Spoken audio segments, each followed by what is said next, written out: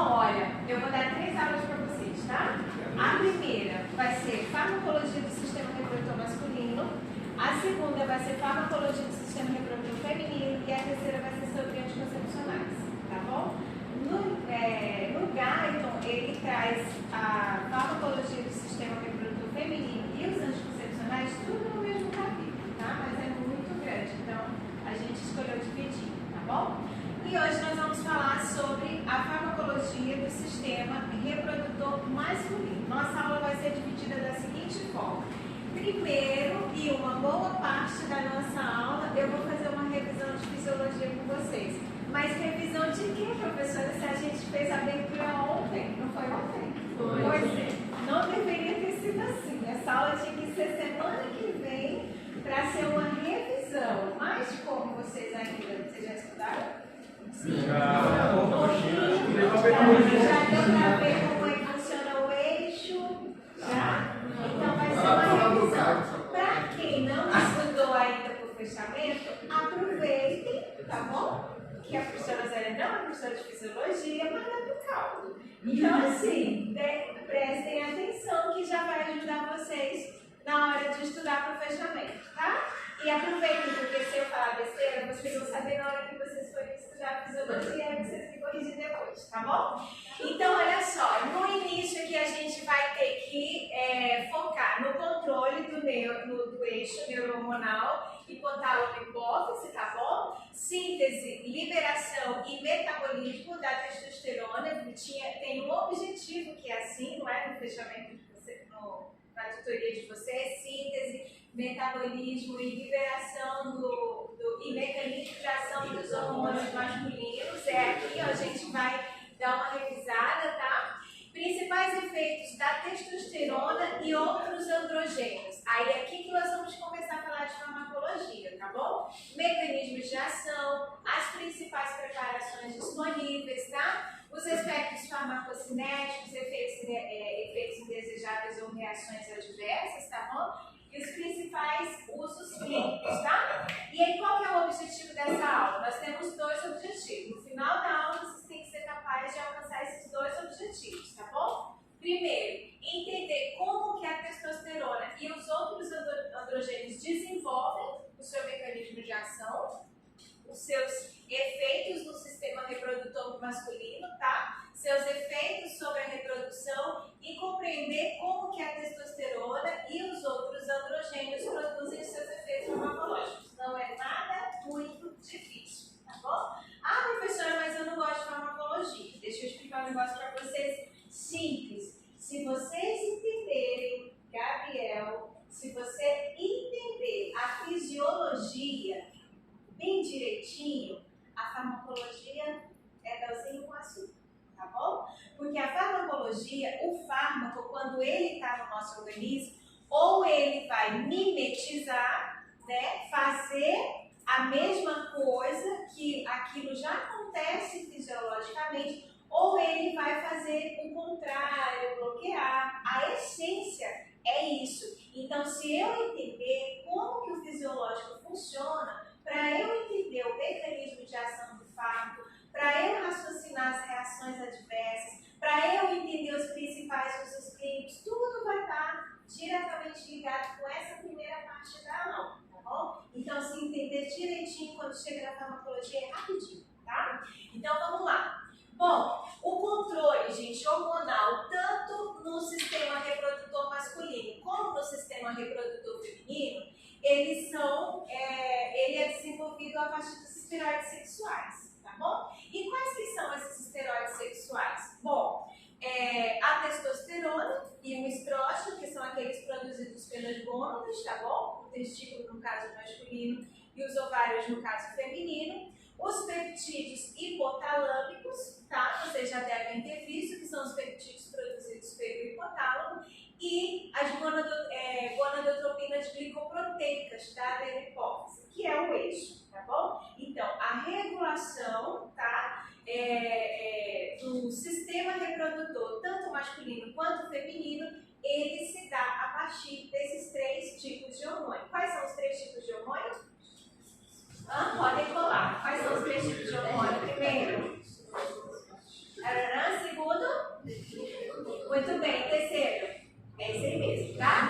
Não esqueçam por quê? Porque eu preciso compreender como que se dá a regulação desses hormônios. E tudo começa onde, gente? Aonde? Onde? Muito bem, no hipotálamo. Ok, o que acontece no hipotálamo? Eu tenho liberação de quem? De GNRH. Exatamente, de GNRH. Lá no hipotálamo, gente, eu tenho neurônios. Esses neurônios, eles são específicos e responsáveis pela liberação do hormônio liberador de gonadotropina, o GNRH, tá bom? Quando ele libera esse hormônio no sistema vascular porta, hipotálamo hipofisário, sistema porta, e ele conduz esse hormônio até onde? Até a hipófise anterior.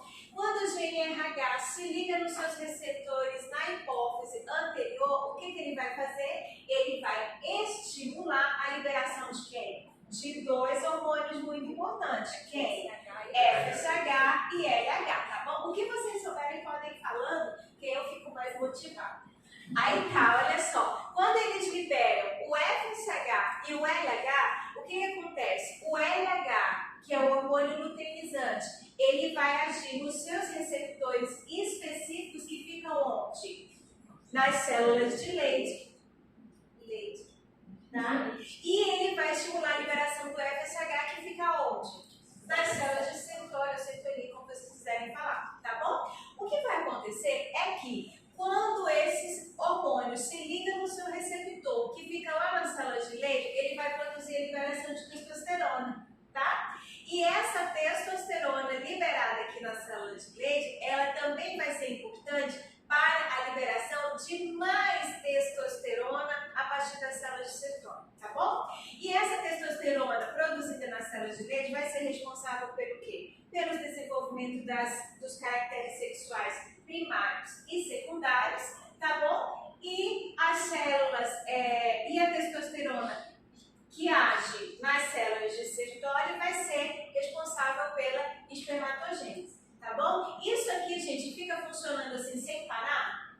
Não. O que acontece? Quando eu tenho níveis basais de testosterona, tipo assim, alcançou o nível que é o ideal, o que acontece com esse eixo? Ele muito bem, pelo feedback negativo, tá bom? Ele não fica constantemente ali produzindo GNRH, LH, FSH, não, ele não fica produzindo isso continuamente. Essa produção ela é feita de forma pulsátil, intermitente, entendeu? Você tem a liberação por 1 ou 2 horas, para. Tem o pico, é metabolizado, cai, depois libera de novo. É assim que esses hormônios, que os neurônios hipotalâmicos trabalham, tá bom? Tem um termorregulador no hipotálamo, é por conta disso que é de forma pulsátil, não é de forma contínua. A gente vai ver qual a importância de não ser de forma contínua, tá? Mas o fato é que o mesmo eixo que ele é estimulado, ele é inibido pela mesma testosterona, tá bom? É o que nós chamamos de feedback negativo, pela própria testosterona e por um segundo sistema, por duas proteínas, que é a ativina e a inibina. Elas são importantes tanto no sistema reprodutor masculino como no sistema reprodutor feminino, tá bom? E aí o que acontece? A inibina, ela inibe a produção, ela age diretamente no FSH, inibindo a liberação para poder regular também o eixo, tá? Como a ativina atua de forma paradoxal, estimulando a liberação quando necessário, tá? Então, se eu perguntar, gente, o eixo hipotálamo, hipófise, ele é regulado por quem? Vocês conseguem me dizer? Conseguem? Pela inibina, pela ativina e pela própria testosterona, não é? Pelo feedback, ó, porque ela vem aqui e ela atua na hipófise inibindo a liberação de LH, ela também atua inibindo a liberação do GNRH, tá bom? Tá claro? Precisa estar claro. Posso seguir? Então tá, vamos lá. O que acontece, gente? O LH, quando é liberado, ele vai lá, se liga nos seus receptores células de leite, que são receptores metabotrópicos. Vocês entendem esse palavrão? Receptores metabotrópicos? Hã? Vocês lembram o que é? O que é? Então, que é a proteína G. Muito bem, são os receptores agrupados da proteína G. Essa aqui em especial é a proteína GS. E aí, quando ele é ativado, ele ativa lá dentro a ciclase e depois a produção de AMP-cíclico. E aí você tem uma sequência enzimática que, no final das contas, vai dar o quê?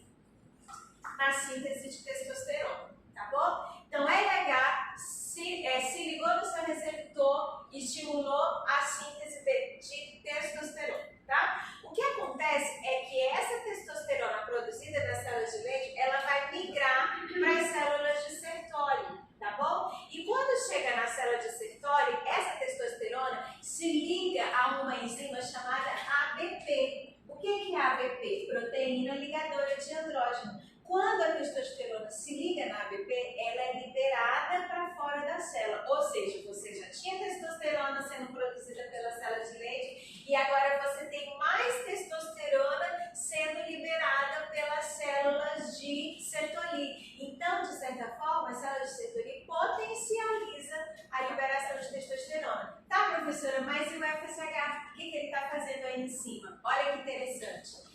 Essa proteína chamada ABP, que a testosterona tem que se ligar para poder sair da célula de Sertoli, ela só é produzida quando o FSH se liga no receptor dele. Por isso que a gente fala que tanto o LH como o FSH, eles são responsáveis pela produção de testosterona. Vocês estão acompanhando o raciocínio? Posso seguir? Bom, muito bem. Quando você tem a produção da testosterona, professora, eu entendi que quando o LH se liga no receptor lá na célula de leite e de Sertoli, vai produzir testosterona. Mas de onde que vem essa testosterona? Bom, vem do colesterol. Colesterol, tanto endógeno quanto colesterol de origem da alimentação. O fato é que quando esse colesterol está na nossa corrente sanguínea, ele vai sofrer uma clivagem, tá? Ele vai ser degradado, ele vai seguir duas vias metabólicas. Atenção, porque no fechamento tem um objetivo lá que pergunta sobre o metabolismo da testosterona, não tem? Pois é. Como que acontece? Vocês já sabem? Não? Então olhem pra cá. Você tem o colesterol de origem endógena ou de origem alimentar, tá? Quando ele chega na corrente sanguínea, ele vai sofrer uma degradação, ele vai sofrer ação de algumas enzimas, tá? E quando ele sofre essa ação, o colesterol sofre a ação de algumas enzimas, que eu já vou falar dessas duas aqui, ele vai seguir duas rotas diferentes. E a partir dessas rotas diferentes, ele vai dar origem a metabólicos, tá bom? Bom, ele pode seguir por essa via superior, tá? E dar origem à testosterona, ou ele pode seguir pela via inferior e dar origem também à testosterona. Professora, qual é a diferença? Bom, é que ele também dá origem à progesterona antes de ser testosterona. Professora, mas progesterona não é hormônio feminino? Não está só nas meninas? Não. Tem progesterona nos meninos também. E onde que acontece isso? Bem aqui. A progesterona é um precursor da testosterona no organismo masculino. E professora, isso é besteira? Não. Lá na frente, lembra que eu estou falando? Entendam a fisiologia, porque ela vai ser importante na farmacologia. A gente vai ver que uma das reações adversas da testosterona é a ginecomastia. Vai ver que tem a ver ginecomastia. Está explicando. Entendeu? Então, olha aqui, olha. Se esse colesterol ele for clivado pela 3-beta hidroxihidrosterase desdrogenase, não precisa se apegar muito ao nome das proteínas, tá? Mas quando ele é clivado, ele vai dar origem à progesterona. E essa progesterona sobre a ação da 17-alfa-hidroxilase, essa é importante saber. Por quê? Porque esse aqui é alvo de ação de fármaco, tá? Então, quando você tem a pregnenolona sendo convertido em progesterona pela 17-alfa-hidroxilase, ela vai dar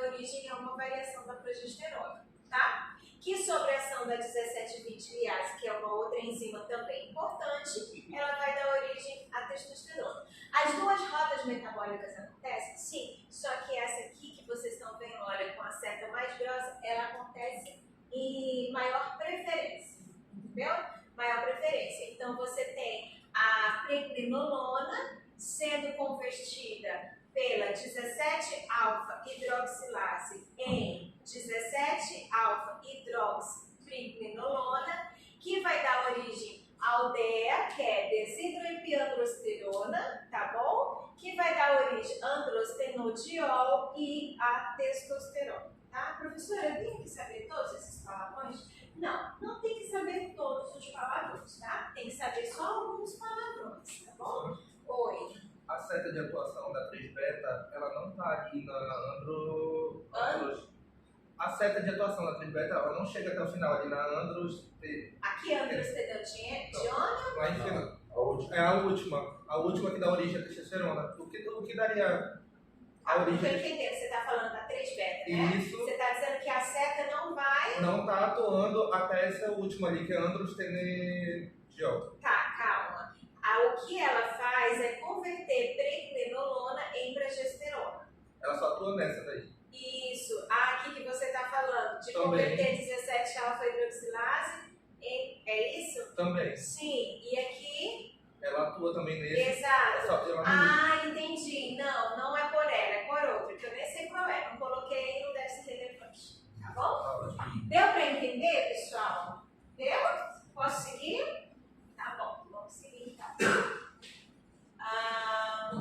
Outro objetivo do fechamento. Lembra que estava, não sei como é que foi, mas alguém trouxe na nossa abertura. Aí, Claudinha, acho que foi você que falou sobre. Não foi? Sobre a embriologia e a parte da testosterona logo no início de você, né? Aí foi. Tá errada? Todo mundo lembrou rápido. Então, porque de vocês ninguém falou, gente, minha abertura só top. Ei, aí tá, vamos lá.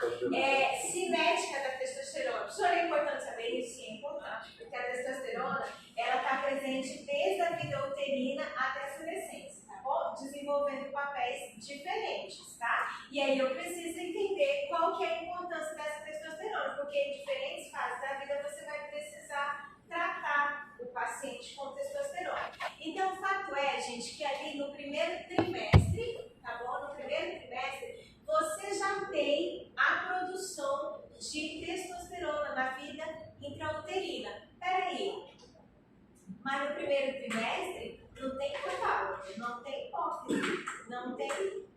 Como que está produzindo testosterona? Hã? Tá certo, pode falar.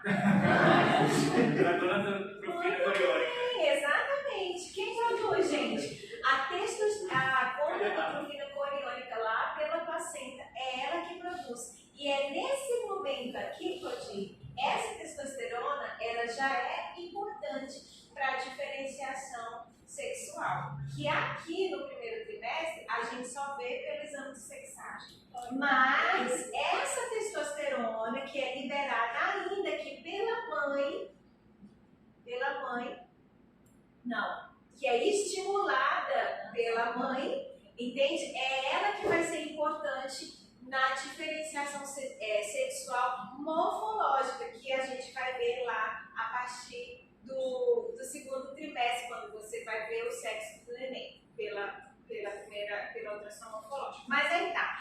Então, olha só que interessante. Nesse primeiro trimestre, a concentração de testosterona é metade do que o menino tem na adolescência. Isso é pouco ou muito? É muito. É metade do que ele tem na adolescência, gente. Os meninos que o digam o que é a testosterona na adolescência, né? Pois é. Então, a criança na vida intrauterina, ela tem metade dessa concentração. E aí, ela cai bem abaixo dos níveis basais, né? E aí depois ela volta por ocasião do nascimento, e aí há uma hipótese de que provavelmente essa testosterona, que é praticamente o aumento na mesma concentração do início, agora já pela hipófise, pelo eixo lá, né? Hipotálamo e hipófise,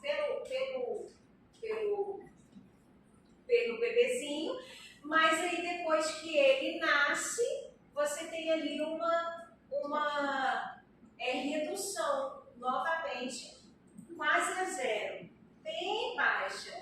Você vê que esse platô, ó, e ele fica nesses níveis até ali por volta dos 10 anos de idade, daí depende, né, de quando começa a puberdade. Aí começou a puberdade, os níveis se elevam a torno de 500 nanogramas por decilitro, tá? E essa concentração, ela tende a cair com o aumento da idade. Você vê, ó, é o começo da idade, é o pico. Depois ele nasce, cai. A adolescência sobe até o telhado e agora vai caindo conforme a idade. Mas despenca? Não despenca. Olha só, com 80 anos, não está escrito aqui, mas com 80 anos, gente, ele tem ainda uma concentração, quase que a concentração aqui de 250. É diferente da mulher. A mulher cai logo os níveis. E aí casais que são casados por muitos anos começam a perceber essa diferença na libido sexual. Porque o homem, apesar de ser idoso, ele ainda tem níveis considerados de testosterona. Então, dependendo do homem, ele ainda vai ter libido sexual. A mulher não, se ela já foi idosa, na mesma idade do marido, o senhor, se ela já for uma senhora, ela está na menopausa, os níveis de hormônio dela estão muito menores do que dele. Então, ela não tem libido, mas ele tem libido, entendeu? Por conta dessa diferenciação hormonal. Aí vai entrar as terapias. Não de casal, gente.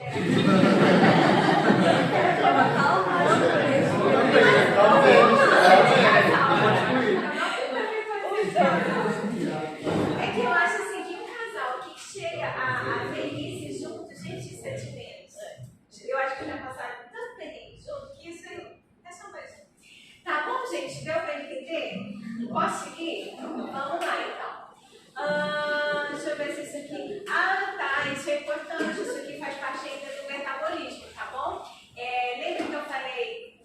Eu falei pra vocês da 5-alfa-redutase? Não, eu não falei. São duas enzimas extremamente importantes para o metabolismo da testosterona, tá? Eu tenho dois tipos. Eu tenho a 5-alfa-marcelo-redutase do tipo 1 e eu tenho a do tipo 2. A do tipo 1, ela é encontrada na pele não genital, no fígado e no osso. Já a do tipo 2, ela é encontrada na pele genital de homens e também de mulheres, tá bom? E eu tenho uma terceira enzima muito importante, que é a aromatase. As três são importantes. Por que, professora? Porque elas são alvo de ação de fato, tá?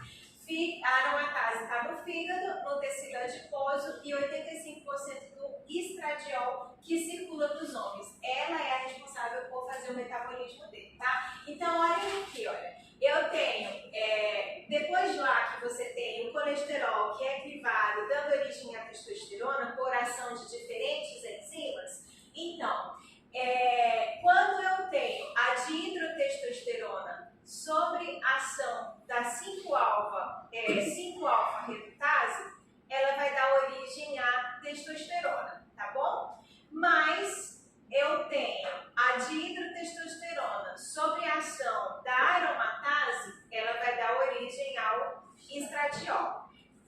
Tanto a dihidrotestosterona como o estradiol são metabólicos ativos. O que significa isso? Eles vão ser liberados, vão se ligar aos seus receptores e vão desenvolver efeitos, tá? Fisiológicos ou farmacológicos.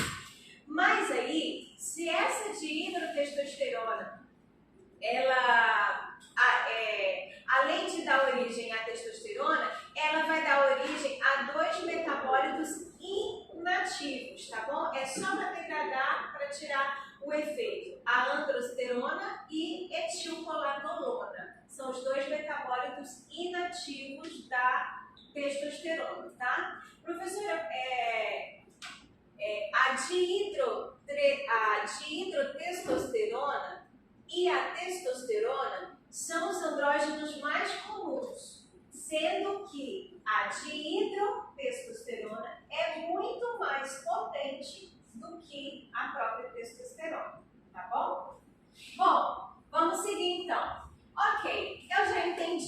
como é que é sintetizada, eu já entendi como é que é regulada, como que é liberada e também já entendi quais os efeitos que ela faz, tá bom? Quais os efeitos que ela faz. Mas como é que os hormônios sexuais produzem esses efeitos? Farmacológicos ou fisiológicos? Como? Bom, eu preciso entender como que ele faz o efeito fisiológico, porque se eu entender o fisiológico, o farmacológico vai ser super de boa, tá? Então, gente, mecanismo de ação da testosterona. Tanto a testosterona, que é conhecida como T4, Yasmin, ou a dihidrotestosterona, que é conhecido como DHT, Nayara, eles vão se ligar no mesmo tipo de receptor para testosterona. Quando ele se liga no receptor, ele vai modular as funções fisiológicas. Quais elas? Desenvolvimento dos órgãos reprodutor, manutenção sexual masculina e a espermatogênese. O que acontece, Wilker, é que o tipo de receptores para testosterona é um tipo de receptor nuclear. Vocês lembram que é um receptor nuclear? É isso mesmo, pode falar. Oi? Muito bem! Olha, o receptor nuclear, ele é muito diferente do receptor metabotrópico. O receptor metabotrópico, você liga, ativa e ele desencadeia a produção de segundos mensageiros, aquela cascata bioquímica e você tem um efeito. Isso leva frações de segundos, é muito rápido, tá? O nuclear não. O receptor nuclear, ele não tem efeito rápido. Por quê? Porque o efeito fisiológico ou farmacológico de uma ativação de um receptor nuclear, ele é decorrente de quê? Da síntese ou da inibição da síntese de proteína. E síntese de proteína não acontece em segundos, tá bom? Então, olha só como que vai agir. A testosterona ou a dihidrotestosterona, que está aqui, ó, na corrente sanguínea, e vai ser transportada para dentro da célula, tá? Isso aqui acontece de maneira muito rápida, porque qual é a base mesmo da testosterona? Colesterol. E qual é a composição da membrana? Então, os dois são lipídicos, isso aqui acontece muito rapidinho, tá? Só que ele não entra na membrana do núcleo sozinho. Ele vai precisar de se ligar a uma proteína transportadora. É essa proteína transportadora que vai fazer com que ele entre no núcleo da célula. E uma vez que ele está no núcleo da célula, ele vai se ligar a uma porção que a gente chama de porção região promotora, tá? Região promotora do DNA. E ali ele vai ou estimular a síntese ou inibir, depende do órgão-alvo que ele está agindo. Tá bom, gente? Ó, a proteína transportadora ocupada pelo andrógeno migra do citossol até o compartimento nuclear e os efeitos genômicos são ou transcrição de gene dirigido pelo DNA, síntese de RNA e de proteínas ou repressão de genes, que é a inibição da transcrição, ou seja, inibição da síntese de proteína, tá bom? Ok, gente? Pois bem, esses efeitos que são decorrentes, gente, vocês entenderam o mecanismo de ação, o que acontece? É muito importante, tá? Porque aí lá na frente eu vou perguntar, gente, como é que o avarelix funciona? Qual o mecanismo de ação do avarelix? Aí você só vai lembrar que o avarelix é uma classe de antagonista, eu acho. Antagonista. Aí você vai lembrar, bom, fisiologicamente a testosterona faz isso, então, se ele é um antagonista, ele precisa decorar. Você precisa decorar, só vai raciocinar, tá? Você vai entender aqui, né? Bom, esses efeitos, gente, ele vai depender ou da idade, tá? Do sexo do indivíduo e do tipo de receptor e tecido que ele vai agir, tá bom? Dependendo do receptor, dependendo do tecido, onde está o receptor, olha os efeitos. Bom, professora, se a testosterona ela for agir na genitália externa, o que ela vai causar? Vamos cá, ó. A testosterona que sofre a ação da 5-alfa-redutase, que dá origem à dihidrotestosterona, vai se ligar no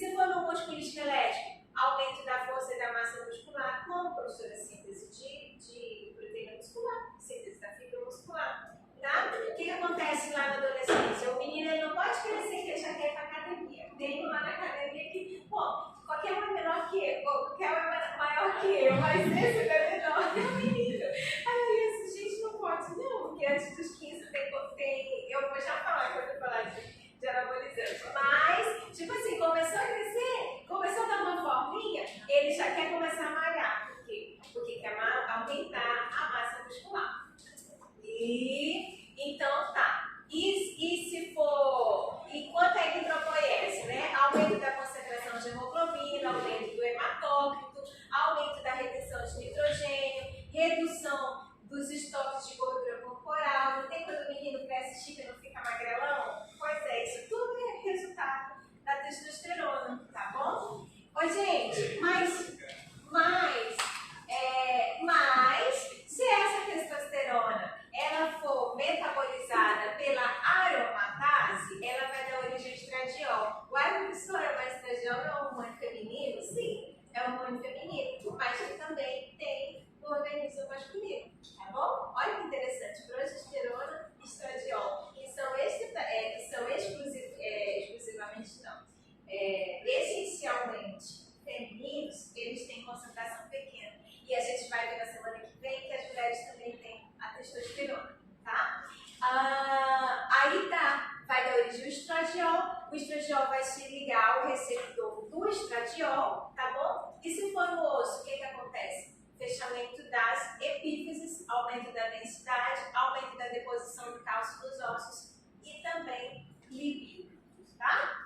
Podemos seguir? Eu trouxe esse vídeo aqui para mostrar para vocês o que a testosterona faz na vida do rapaz em 1 minuto, tá bom?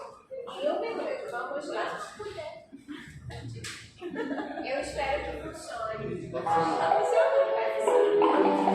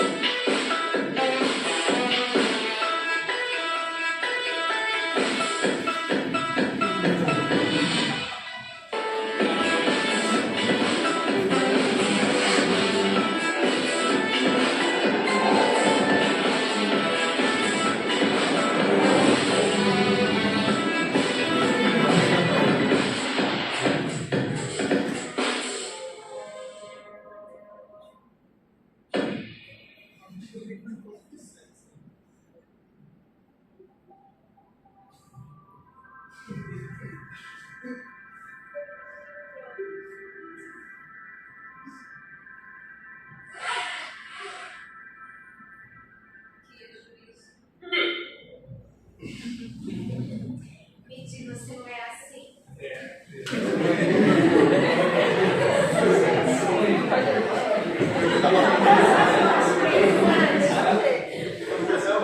É na hora que a gente. Não pode. Sabe o que me chama a atenção nesse vídeo?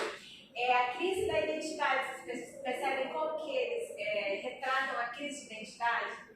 Aquele monte de face caindo, da adolescência, gente. O menino, na primeira, ele acha que ele é Superman, né? Ele tira a massa e tal. Aí vive se quebrando, porque acha que não se quebra, esse super-herói só pensa em sexo. E aí tem essas crises de identidade, a autoridade não suporta a autoridade, porque ele é a autoridade máxima. E de um dia para a noite, agora ele está todo estudante de medicina, cheio de responsabilidades. E aí,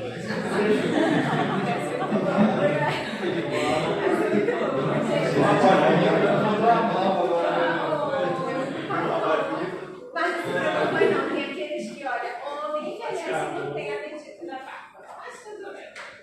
Posso continuar, gente? O que temos aqui agora?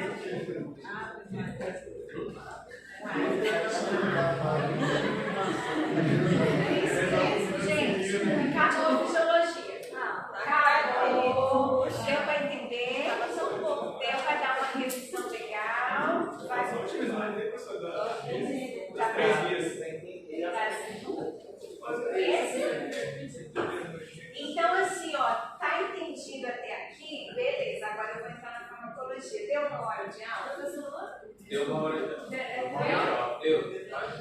Não, tem 37 minutos de aula.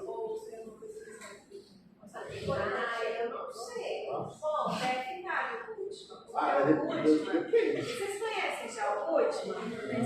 A Bíblia. O último, ele é daquela largura porque ele fala bem das coisas. Então, eu acho que isso aí está assim no último. Só que a fisiologia, para você estudar, vá para o Gaito ou vá para o Silverton, porque fisiologia é fisiologia. Isso aqui, gente, eu dei a fisiologia do reprodutor em 1 hora. Isso é muito rápido. É só, tá? Agora vocês vão ter muito mais detalhes e aprofundamento que eu não sei e nem é necessário eu saber nesse momento.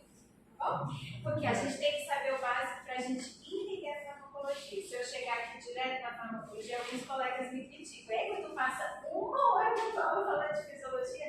Eu sim, porque se os meninos entenderem a fisiologia, a farmacologia eu dou em 15 minutos. Tá bom? Então vamos lá.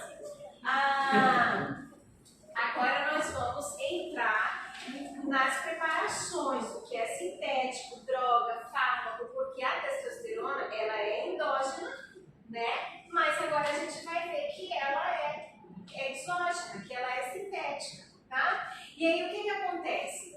A testosterona, gente, a eficiência da testosterona, quando ela é ingerida por via oral, ela é muito pequena, porque ela é metabolizada. Vocês lembram do que é o efeito de primeira passagem? A gente não teve nada. Mas vocês não têm farmacologia? No início? Efeito.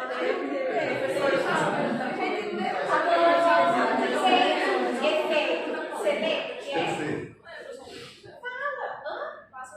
Passa pelo fígado e perde um pouco. Muito bem, exatamente. Uma droga que sofre efeito de primeira passagem, quando você toma ela, quando ela vai ser metabolizada no fígado, ela perde a concentração dela inicial e aí quando ela for fazer o efeito, ela tem menor efeito. Então, uma droga que tem essa característica de passar pelo efeito de primeira passagem, ela precisa ter a dose dela ajustada, tá? A testosterona, ela é assim, quando ela é tomada por via oral, ela sofre efeito de primeira passagem dela e ele precisa ter suas doses ajustadas, tá bom? Aí o que eles fizeram? Eles pegaram a estrutura da testosterona, fizeram alterações químicas nessa estrutura para que tirasse esse efeito, essa vulnerabilidade, entendeu? E aí eles deram origem aos ésteres de testosterona. O que eles fizeram? Eu vou falar isso aqui rapidinho, porque eu acho que isso aqui para vocês é só um detalhe, tá? Eles pegaram a estrutura da testosterona e eles inseriram aqui nesse radical uma estrutura de éster e ele sofreu um processo de esterificação. Essa testosterona esterificada, ela é mais lipofílica do que a testosterona. Isso quer dizer que ela vai fazer um efeito muito maior e mais rápido do que a testosterona. Aí, quando eles tiraram o éster e colocaram o radical de alquila, eles passaram por um processo de alquilação. Essa testosterona alquilada, ela tem um catabolismo oral, que é esse efeito de primeira passagem, menor, retardado. Então, ela termina sendo mais eficiente, tá? Ok. E a partir daquelas mudanças, nós tivemos, então, as preparações androgênicas que hoje estão disponíveis no mercado. Os ésteres da testosterona, os ésteres, lembra quais que são os ésteres? Aqueles que ficaram mais lipofílicos, tá? Então, os ésteres de testosterona, enantato de testosterona, cipionato de testosterona, o decanoato de testosterona. E eu tenho os androgênios de G7-alfa-alquilados, que são aqueles que passaram pelo processo de alquilação e sofrem menos efeitos de primeira passagem, tá bom? Quem são? Metiltestosterona, oxandrolona, estanosol, fluoxemesterona e danosol, tá bom? Vou seguir. E aqui eu trouxe para vocês 3 preparações distintas, que dependendo da forma farmacêutica, ela vai ter um efeito diferente. O efeito farmacológico é semelhante, mas as reações são diferentes, vocês vão já entender. Por exemplo, eu tenho o enantato de testosterona, que é um éster administrado de maneira intramuscular. O que acontece? Bom, entendam que isso aqui é uma faixa terapêutica, ou seja, quando a concentração está aqui nessa margem, você tem um efeito farmacológico. Quando está baixo, você tem um subefeito terapêutico.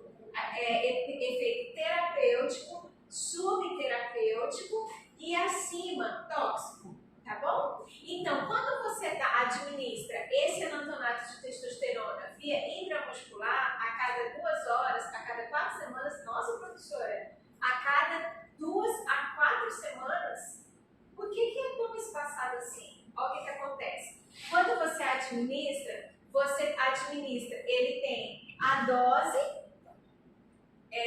terapêutica, mas você tem um aumento muito rápido, e aí você passa a ter a dose tóxica, que é onde você começa a ter as reações adversas. Leva um tempo, 2 a 4 dias, para depois cair e ficar novamente dentro da faixa terapêutica. Então, essa forma farmacêutica intramuscular desse tipo de testosterona, ele vai causar mais efeito adverso, tá bom? Por quê? Porque ele sobe rápido, leva um tempo para depois cair. Por isso que você leva 2 a 4 semanas para dar a dose de novo. Professora, tem como consertar isso? Tem sim. Como? Em classes de testosterona. Não tem as meninas anticoncepcional transdérmico? Sim. Você coloca e fica uma liberação lenta. Também tem de testosterona, um emplasto de testosterona. Olha a diferença. A dose, a faixa terapêutica, ela é muito maior. Ele não chega às concentrações tóxicas, então você tem bem menos reações adversas, tá bom? E você vê que da administração ele tem um aumento, depois tem um platô, depois ele cai, mas ele não tem as reações adversas porque a liberação é mais lenta. São os adesivos transdérmicos de testosterona, tá bom? E também não passa pelo efeito de primeira passagem, tá? Porque não é oral. E eu tenho uma outra forma, que é o gel de testosterona, tá bom? Ele tem um efeito bem parecido com o emplasto. Aplicado uma vez ao dia, ele vai aqui, olha, aumentando gradualmente os níveis, tá? Plasmático de testosterona, até alcançar os níveis fisiológicos, tá bom? Principais indicações terapêuticas. Bom, agora nós vamos pensar. Para que serve a testosterona? O hormônio sexual masculino? Muito bem. Para que serve? Então, o que ela faz? Espermatogênese. O que mais? Metabolismo basal. Mantém o metabolismo basal. O que mais? Características Características sexuais masculinas. O que mais? Isso, dentro das características. O que mais? Aumento de massa muscular. Aumento de massa muscular. Massa muscular. O que mais? Muito bem. Libido, atividade sexual. O que mais? Os ossos. E os ossos? Muito bem. Tá. Para que serve a testosterona? Para tudo. Muito bem. Para tudo. Isso quer dizer que se eu tiver uma condição clínica que eu tenha um comprometimento dos níveis de testosterona, estou no sal, não estou? Se eu tenho qualquer condição clínica que comprometa os níveis de testosterona, é uma condição clínica que precisa ser tratada. E aí é que nós vamos dar nomes aos bois, tá? Hipogonadismo masculino. O que é o hipogonadismo masculino? Atrofia das gônadas. Hipo. O que as gônadas fazem? Produz a testosterona. Se eu tenho um hipogonadismo masculino, eu tenho uma baixa produção de testosterona. Então, qual a primeira indicação clínica para o tratamento com a testosterona? Hipogonadismo masculino. É difícil isso, gente? Não, não é difícil. Hipogonadismo masculino, tá bom? Outra condição que eu preciso de tratar com testosterona. O que acontece na senescência?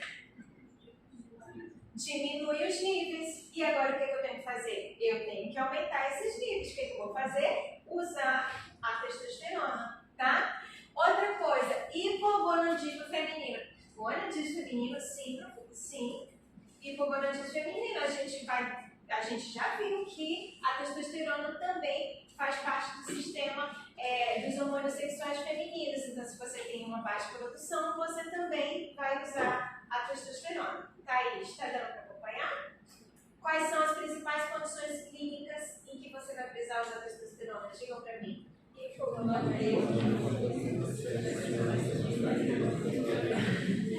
bem.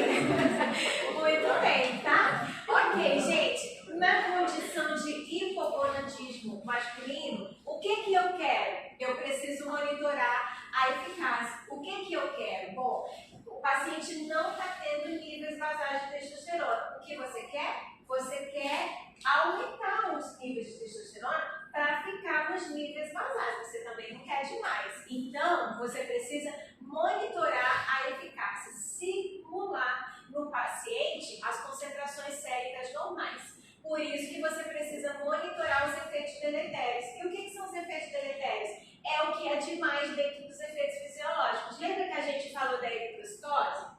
Que você tem a influência da testosterona na eritrocitose, naquele slide que o colega pediu para repetir, diferentes órgãos-alvos o que faz? Então, fisiologicamente, você tem eritrocitose sendo influenciada pela testosterona. Se você vai fazer reposição, você precisa monitorar a eritrocitose do paciente através dos exames de sangue.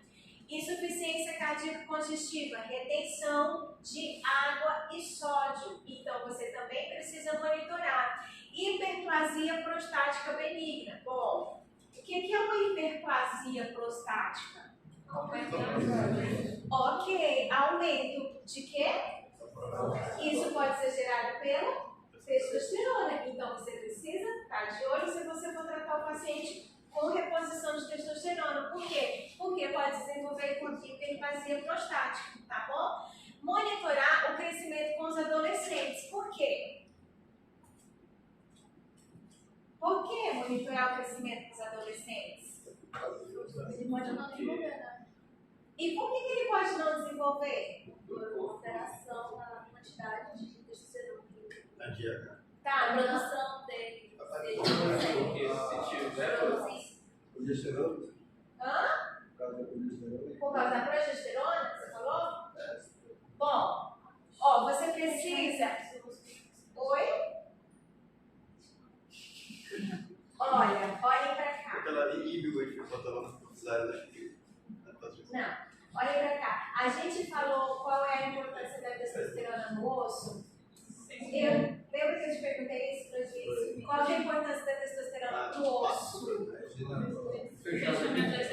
Muito bem, fechamento das epífises. Então, se você tiver um menino com hipogonadismo, que ele precisa repor testosterona, primeiro você vai ter que tratar o crescimento dele, depois você vai ter que repor testosterona. Porque se você repor testosterona, enquanto ele está em fase de crescimento, ele vai ficar pequenininho. Entendeu? Ele vai ficar pequenininho. E esse é o problema de crianças fazerem academia. Aí tem uma linha fisiológica que discorre, tá? Então, estou falando o que a maioria dos autores fala. Qual que é o perigo de um menino que ainda está em fase de crescimento começar a fazer academia, musculação com pesos pesados, porque aumenta a produção de testosterona e ele pode ficar assim, musculoso, todo fortinho, mas ele fica pequenininho, você pode interromper o crescimento dele, entendeu? Aí o que eles têm feito? Eu acho que, só que é como você vê até criança mesmo fazendo crossfit para criança, veja bem, para criança. Então o peso é adequado, é tudo adequado. O que é ruim, prejudicial, é quando ele começa a pegar demais, carga demais, e aí você vê o desenvolvimento muscular, mas você tem atrofia do crescimento, tá bom? Por quê? Porque você acelera o fechamento das epífises, tá? Bom, e aqui, olha, meninos, eu já falei que é o crescimento da hormônio do crescimento. Se tiver deficiência dos dois, você primeiro repõe o crescimento, depois Tá, e no caso do feminino, quando você faz essa reposição de testosterona, você vai ter, obviamente, a melhora do libido, energia, massa e força muscular e densidade de mineral óssea melhora do desempenho atlético. Eu estou lembrando que tem um estudo que mostra que mulheres que malham mais exercícios de perna, ela tem um aumento da testosterona. Aí a minha professora falou isso na academia, né? Ela vai, eu sério, um negócio desse, e comecei a investigar, né? Aí faz todo sentido, porque você tá... Oi? Hã? Você tem um aumento da testosterona quando você malha.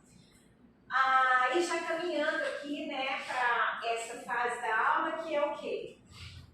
Tem um outro efeito da testosterona, que é o efeito anabolizante que ela tem. O que é o efeito anabolizante? É a capacidade que ela tem de causar o aumento da massa muscular. E aí, há mais de 2 décadas, né, ela vem sendo utilizada por esse efeito anabólico potente, que são os anabolizantes, tá bom? E o que acontece com os anabolizantes? Eles são usados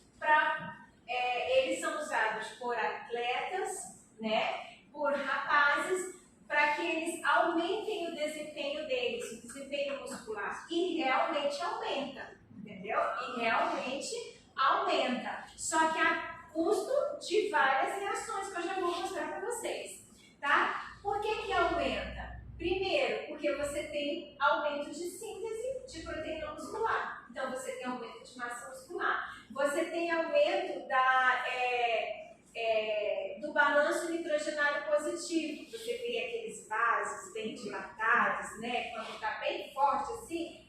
E é bonito, então aquilo ali é um efeito anabolizante também da testosterona. Você tem o balanço nitrogenário, você tem aumento da fixação de O2 nas hemácias, então isso aumenta a tua performance para tu pegar mais peso, para tu se exercitar mais, tá? Só que o que acontece? Esses anabolizantes, né, eles tomaram, por conta desses efeitos, se tornaram muito comum e muito popular o seu uso, principalmente em Olimpíadas e essas coisas, né? Que foram os 17 alfa-alquilados e os ésteres de testosterona e o próprio HCG, que é a gonadotrofina coriônica. Aí o que acontece? Esses produtos, essas substâncias, elas são detectadas muito facilmente na urina, os metabólicos. Então, você começa, os comitês olímpicos, eles começaram a fazer exames antidoping. E aí, como é facilmente detectado na urina, eles começaram a cair a popularidade. E foram sendo substituídos por androstenediona e desidroepiandrosterona. Por quê? Porque esses dois compostos, eles são a base de testosterona, mas eles não são vistos como anabolizantes, eles são vistos como suplemento alimentar. Alguns dos rapazes conhecem? Quem malha, quem faz suplementação, você faz suplementação? Não, quem faz suplementação conhece. Antes de entrar para o UFPA, eu era farmacêutica, né? Eu ainda sou, né? Mas eu era RT, responsável por farmácia. E aí, nessa farmácia especial, que era da minha mãe, tinha uma parte que era só de suplementos, né? E a procura por por Durateston, né? Que é o mais famosinho dos anabolizantes, que é feito para cavalo, não é feito para humano. Era muito procurada por conta disso, entendeu? E aí eu aproveitava, obviamente, para dar uma aulinha para os clientes do que era a Durateston, que eles estavam me procurando, e eu oferecia o THG como uma alternativa. Por quê? Porque o tetrahidrogestrinona, palavrão, né? A gente costuma chamar de THG mesmo, tá? Ele vem grande assim no suplemento. A base de testosterona é natural, você não tem os efeitos como na Durateston, mas você tem os efeitos da testosterona natural, entendeu? Então termina melhorando a performance, termina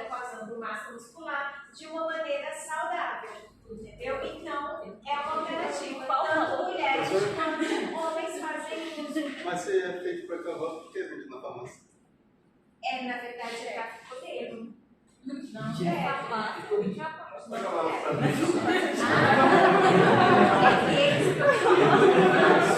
Como que se tivesse, entendeu? Porque tem algumas condições clínicas que a durateston é prescrita, dose para humanos, mas qualquer durateston é individualmente.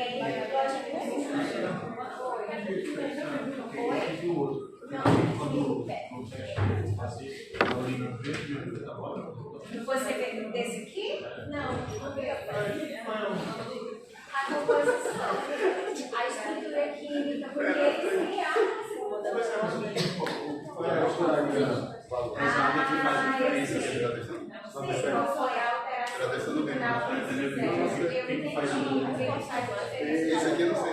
A diferença do outro é que esse não aparece na linha e o outro aparece. Agora, a diferença, olha que eles fizeram uma estrutura química, eu não sei o que eles fizeram, mas eles criaram para isso. É visto como suplemento, não é detectado na linha, esse grupo das pessoas dos olhos.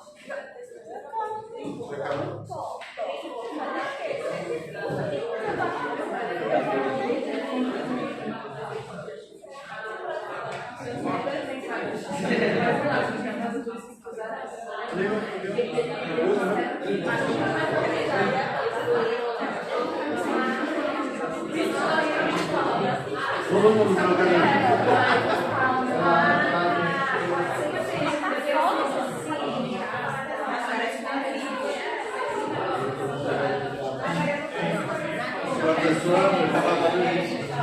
Professora, essa medicação aqui, ela tem efeito igual a durateston, estou falando assim, por exemplo, ginecomastia, esse tipo de coisa. Precisa de receita? Adoro uma vez, então. Não, gente, isso aqui é vendido na farmácia, isso aqui é um suplemento alimentar, não é a mesma. Não sei se eu coloquei de maneira certa, mas eu apresentava esse produto como uma alternativa para quem queria o durateston, mas não é substituição e não mesmo, entendeu? Esse aqui, se você só tomar isso, não vai acontecer nada. Você tem que tomar, você tem que malhar. A durateston. Vai ficar deitado em casa.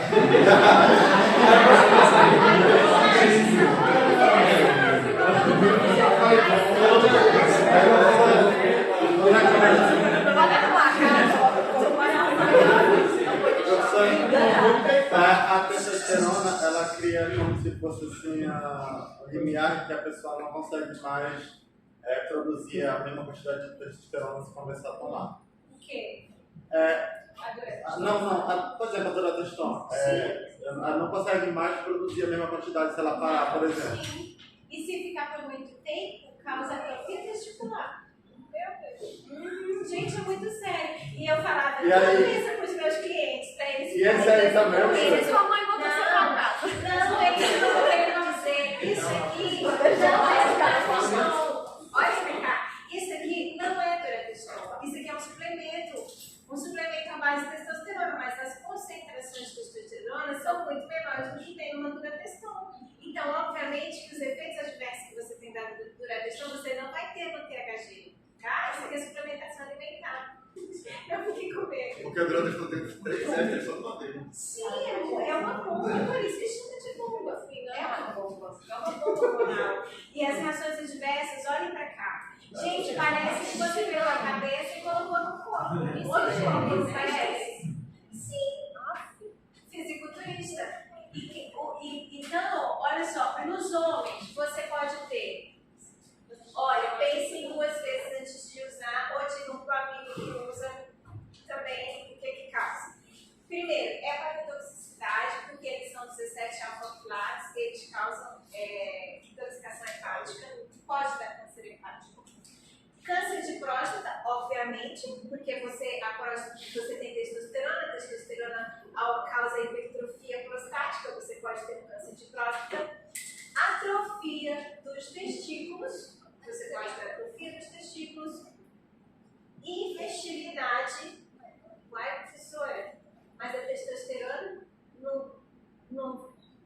não promove espermatogênese e que está diretamente relacionada com a fertilidade? E aí? Isso aí Tá, mas a endógena e exógena, a estrutura é a mesma. Então, elas a não se dúvida encaixam. ela inimigo. Vai dar um feedback legal.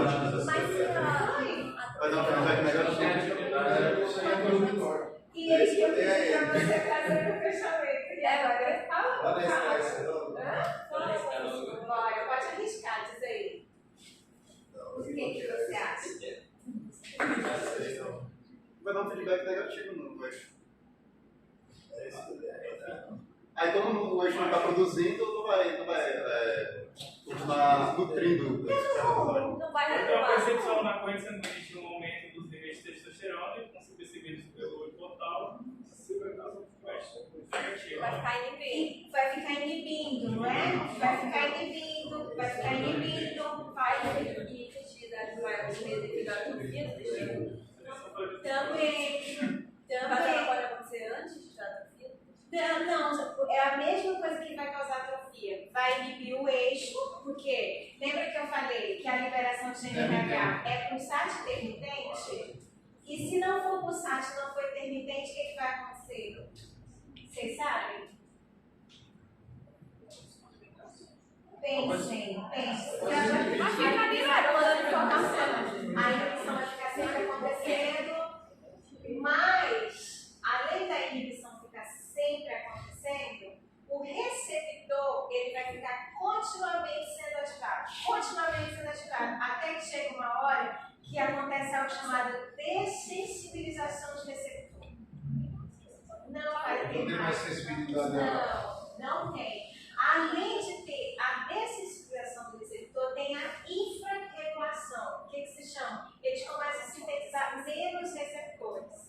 O organismo ele é inteligente, ele vai estar Exatamente. com a fábrica pronta se está a produção. Exatamente, ele faz isso no mecanismo de se defender. O problema é, você está colocando algo exógeno, está aumentando a concentração, está gerando toda essa propaganda no organismo. Aí você tira o exógeno e o que acontece? Você tem atrofia testicular. Por quê? Porque ficou inibido, você não tem mais os receptores, você tem a inibição do eixo, agora produz menos. Por isso que uma das reações diversas do anabolizante é a impotência sexual, que a priori, quando está usando, está todo bombadão, né? Está todo no auge do libido. Quando você retira, você começa a sentir as reações diversas. Aí, deixa eu falar. Dependendo do tempo de uso, esses efeitos eles podem ser temporais, passa rapidinho, ou eles podem ser prolongados. Depende do tempo que você ficou ali desregulando aquele eixo. Tá? E a dose tem que ser suprafisiológica também, né? Porque se a pessoa tiver um acompanhamento, não vai. Acompanhamento profissional. Mesmo que você está com um acompanhamento profissional, É muito legal.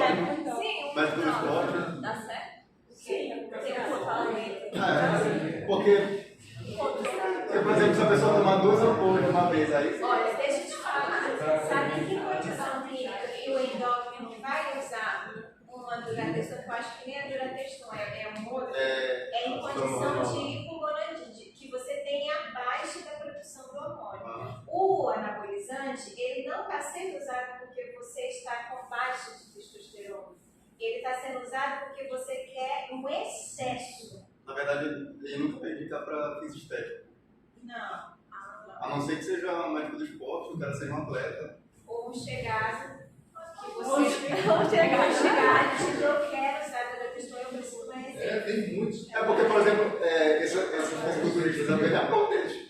Do corpo. Mas geralmente você usa uma fisiologista, esse é determinado. Não, mas então foi o nosso fisiculturismo não tem, então. Senão não ia existir nenhum. Vocês já entenderam, não? Eu não pode usar por causa disso aqui. E tinha um outro efeito, que é a ginecomastia, né? Que vocês entenderem agora por que da ginecomastia, né? Porque mesmo a caverose, tá bom? Aumento do falo, vocês entendem o que é isso, aumento do falo? O que é o falo? Cabeça do pênis. Então você tem um aumento na cabeça do pênis.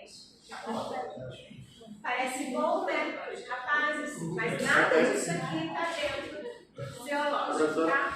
Outra dúvida, geralmente quando as pessoas usam esse tipo de anabolizante, e aí elas não querem ter um efeito muito negativo quando elas param, elas fazem tipo um tratamento, alguma coisa assim. TPC. Uma Tratamento pós-TPC.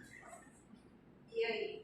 E aí inibe, É no né? sentido de voltar para os níveis Voltar basais. para os níveis basais. Acho que isso aí não funciona. Hã?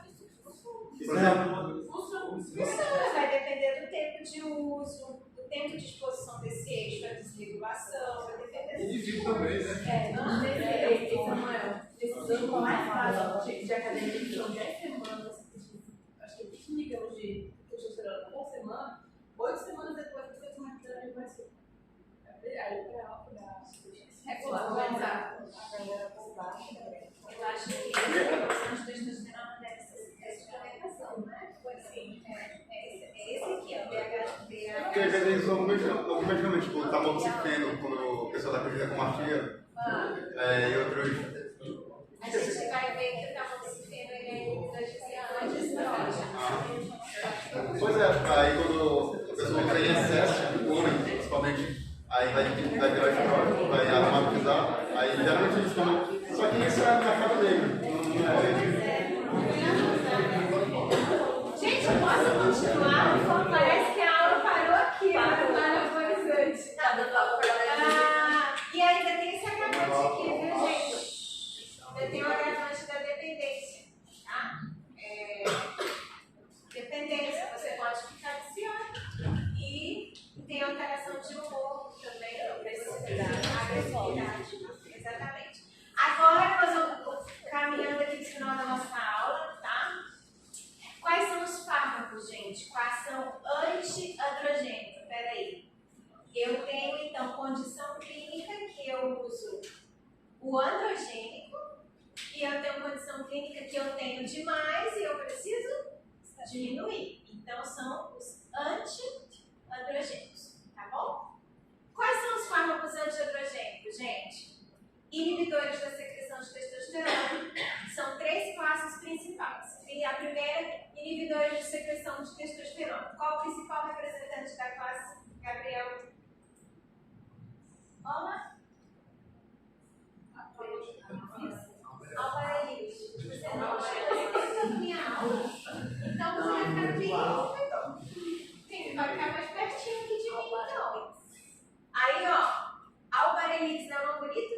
Alvarelix, gente, o que é o Alvarelix? Inibidores da secreção de testosterona. Como que ele faz isso? Ele é análogo do GNRH. O que é um análogo? Muito bem, ele vai repetir o efeito. Então, se eu perguntar para você, gente, qual o mecanismo de ação do Alvarelix? O que ele faz? Se ele é análogo do GNRH, ele vai inibir o LH, diminuindo a secreção de testosterona. Uai, professora, mas o GNRH não estimula a liberação de LH? Muito simples, gente. Não vou nem explicar. Raciocínio. Muito bem. Por isso que eu falei. Se entender a fisiologia, se entender o eixo, a farmacologia, eu vou em 15 minutos. Deu para entender? Então, daqui, o que tem novidade aqui? O palavrão, Alvarelix, que é o principal representante da classe. Que classe? A inibidor da secreção de testosterona. Como que ele faz isso? Análogo de GNRH. Daí para frente, você já só precisa raciocinar. Tá bom? Agora aqui, ó. Indicação, né? Indicado para o câncer de próstata. Por quê? Testosterona Porque o câncer de próstata, você tem um aumento lá, você tem uma hiperplasia, né? Aumento da próstata, você tem um aumento de testosterona ali, porque alguns cânceres de próstata são seguidos do aumento de testosterona ou são provocados pelo aumento. Aí você quer o quê, então? Você quer diminuir. Como você vai diminuir? Mexendo no eixo. Tá? Qual é a forma de mexer no eixo? Uma delas é o análogo do GNRH, o Alvarelix. Tá bom? Antagonistas do receptor de androgênio. Não seria uma outra forma? Além do eixo? Eu poderia bloquear o receptor, não é? faz sentido? Qual que é? Quem que faz isso? Flutamida, bicalbutamida e glutamida. Só os palavrões. Só os palavrões, tá? Agora eu pergunto, como que ele faz isso? Antagonista do receptor de androgênio. O que ele faz? Hã? Ele faz muito bem. A estrutura química dele é igual à da testosterona. Só que ele não ativa o receptor igual à testosterona. Ele não ativa, mas ele atrapalha. Uma vez o meu esposo viajou e não queria me deixar só em casa. Aí ele falou, chama o Dudu para dormir com você, era o sobrinho dele. Chama o Dudu. Aí o Dudu chegou, tio, eu vim aqui dormir com você. Eu falei, mas Dudu, pequenininho, né? O que você vai fazer aqui para me proteger? Se o ladrão chegar, pelo menos ele vai ter mais trabalho. Esse é o antagonista faz, gente, ele dá trabalho, entendeu? Ele se liga, mas ele não ativa. E pro fisiológico ativar, ele tem muito trabalho, entendeu? Então ele termina perdendo a briga, tá? É assim que o antagonista age, bloqueia o receptor e o receptor não é ativado, tá bom? Ok, só que tem uma problemática. Esses antagonistas do receptor de androgênio, quando eles são usados isoladamente, eles não são muito eficazes, apesar da sua potência, dos seus efeitos potentes. Por quê? Porque a testosterona está sendo dada. Porque a testosterona atua em tudo no corpo, então ele vai bloquear tudo, por exemplo. Até ele desbloquear aquilo que ele tem que realmente bloquear, ele tem que ter uma quantidade alta. Se por acaso o corpo perceber que não está ativando, ele tenta produzir mais receptores. Então, talvez vocês estão indo tudo no mundo. O que você está lá, Gabriel? Seria porque você produzir ele está ficando naturalmente, fica solto. Mas de que importância tem que ficar solto? Sei lá. Ele tem que se ligar no receptor. Solto não vai adiantar nada, ele tem que se ligar no receptor para poder gerar o efeito. Então, mas só foca o metabólito depois que se liga no receptor para poder gerar o efeito degradado. E aí? O eixo, gente, o feedback. Conectar o receptor vai perceber.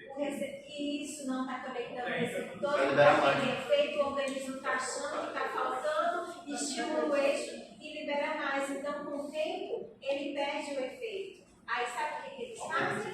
Associa ele com um análogo de GNRH. Porque aí o GNRH já é no eixo. Entendeu?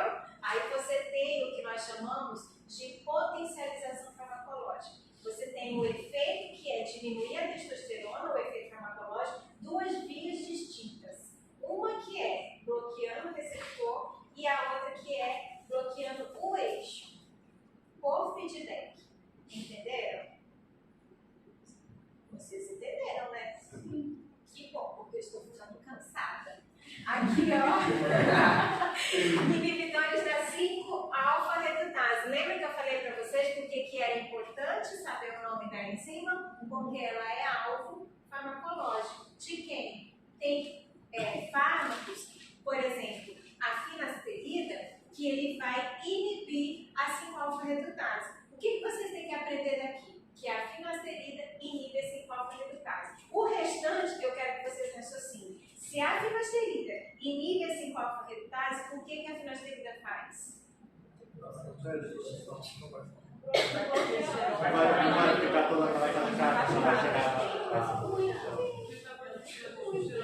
Não vai haver produção de testosterona, porque ela precisa ser degradada pela 5-alfa-redutase, tá bom? Usado para alopecia também. Sim, usado para alopecia em doses menores, tá? O que faz? Bloqueia a conversão da testosterona em dihidrotestosterona, que vocês falaram, não vai conseguir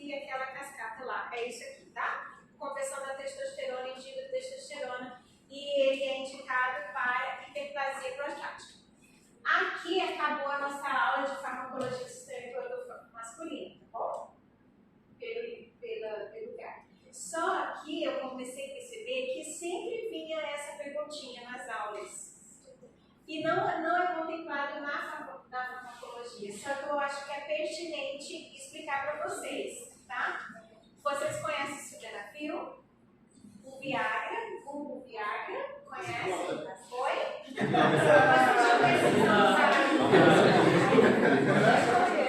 Presta atenção. Então, eu decidi inserir na aula de farmacologia do sistema reprodutor masculino o sildenafil, porque na farmacologia vocês vão estudar o sildenafil lá nos fármacos que atuam no sistema cardiovascular, porque ele é essencialmente cardiovascular, tá bom? O efeito farmacológico dele principal era cardiovascular, vasodilatador. O problema é que ele causa uma reação adversa e essa reação adversa começou, conduzir o foco para o sistema reprodutor, para potência sexual. Deixa eu explicar para vocês. Esses aqui, olha, vasodilatadores inibidores da fosfodiesterase. Vocês conhecem a fosfodiesterase 5? Já ouviram falar? Já? Já, Marcelo? O que ela faz? Você lembra? Muito bem, perfeito, perfeito. Representantes da classe, gente, sildenafila, taladafila, vladefila, tem todos esses fios aí, tá? Aí, ó, o que acontece? Fisiologicamente, o que a gente tem numa célula do músculo liso, que é o vaso? Como que a gente tem o relaxamento do vaso? Muito bem, o óxido nítrico. O óxido nítrico ele é vasodilatador endógeno, né? Ele faz dilatador endógeno. O que acontece? O óxido nítrico, ele estimula a conversão, a ativação da guanilate ciclase, tá? A guanilate ciclase, ela converte GTP em GMP cíclico. O que o GMP cíclico faz? Ele ativa proteínas quinases, diminui o cálcio e você tem um relaxamento do músculo liso, tá? O que acontece então se o GMP cíclico estimula a proteína quinase, diminui cálcio, relaxamento liso, o GMP cíclico ele fica eternamente ali na corrente sanguínea, ele fica eternamente, nada fica eternamente. Ele vai ser degradado, certo? Então, se ele é degradado, eu não tenho ativação da quinase, agora eu tenho o aumento do cálcio, ao invés de eu ter um relaxamento, eu vou ter a contração, tá? Mas se... Aí quem que causa a degradação do GMP cíclico para ele não ficar eternamente na corrente sanguínea? A fosfodiesterase 5.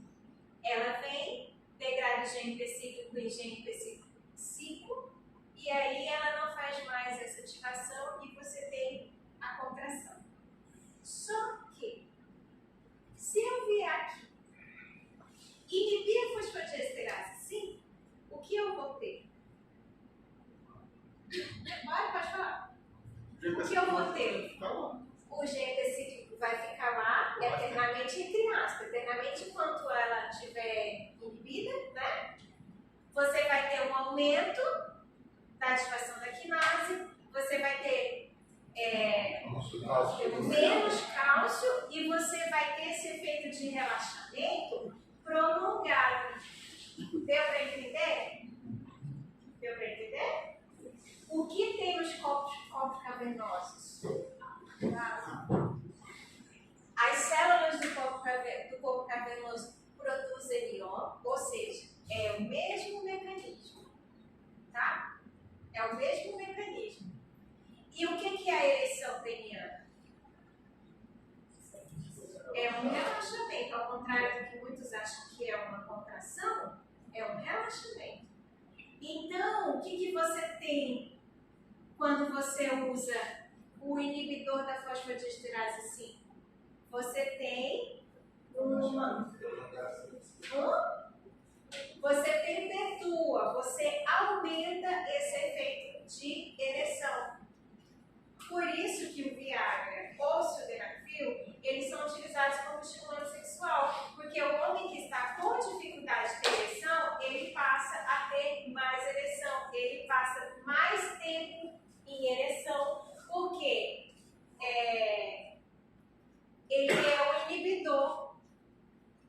dessa proteína aqui. Ele inibe, sustenta mais o GNPC, sustenta mais a quinase, mantém a concentração diminuída de cálcio, você sustenta o relaxamento da musculatura lisa dos células do corpo cavernoso. Deu para entender? Deu? Muito bem. Só isso, professora? Só. Cuidados. Pacientes cardíacos. Já assistiram um filme? Falaram que tem um filme que... Esqueci o nome do filme, mas os alunos compartilharam comigo que o filme, assim, uma das primeiras cenas do filme, já é um cara, um coroa, querendo restabelecer o casamento com a esposa, e ele leva ela para um lugar assim deserto, e ele toma o Viagra, só que ele infarta. E nos joguinhos dele, ela estava algemada na cama. E ele morre. Esqueci, bem do nada. Esqueci, mas eles trouxeram isso para a aula porque ele infarta na hora que ele toma. E esse é o cuidado com essa droga. Tá bom, gente? Porque pacientes que estejam em uso de nitratos orgânicos vasodilatadores, o que é isso? Vocês estão no quarto, né? Vocês já sabem o que é isso aqui. Vocês estudaram no terceiro semestre isso aqui. Né? Um tipo de fármaco regulador da pressão arterial, os vasodilatadores de nitratos orgânicos. Se estiver fazendo uso disso e ele usar também o inibidor de fosfodiesterase, você pode ter uma depressão cardiovascular, porque você tem um sinergismo, tá bom?